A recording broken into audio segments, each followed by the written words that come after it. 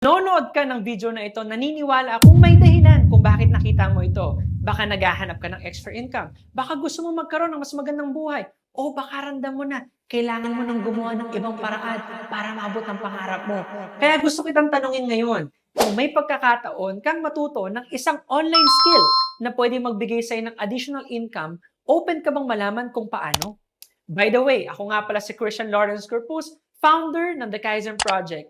Ang misyon namin ay tulungan ang ordinaryong Pilipino na magkaroon ng pagkakataong kumita online sa pamamagitan ng digital marketing, e-commerce at dropshipping.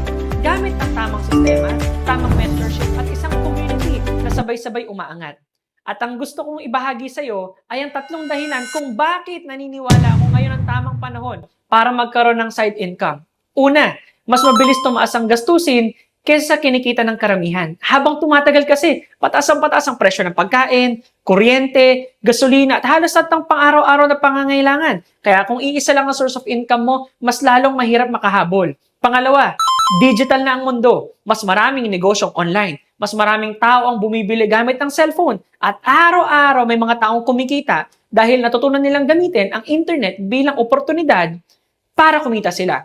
Pangatlo, hindi habang buhay pare-pare ang sitwasyon natin. Darating ang panahon na gugustuhin mong magkaroon ng mas malaking ipon, mas maraming oras para sa pamilya, o mas maraming pagpipilian sa buhay. At ang pinakamagandang panahon para pagandaan ay habang may oras ka pa. Hindi ko sinasabing madali ito, pero naniniwala akong mas mahirap ang manatili sa parehang sitwasyon habang patuloy na nagbabago ang mundo. Kung willing kang matuto sumunod sa tamang sistema at maglaan ng ilang oras bawat linggo, baka ito ng oportunidad na matagal mo nang hinahantay. Kung gusto mong malaman kung paano gumagana ang Kaizen Project, mag-comment ka lang ng interested or i-message mo ang taong nagbigay sa'yo ng link na to at baka isa ka sa mga mabibigyan namin ng chance na makita ang buong detalye sa Kaizen Project. Tandaan mo lang, malapit nang matapos ang taon. Ilang taon mo nang sinasabing babawi ka, magsisimula ka.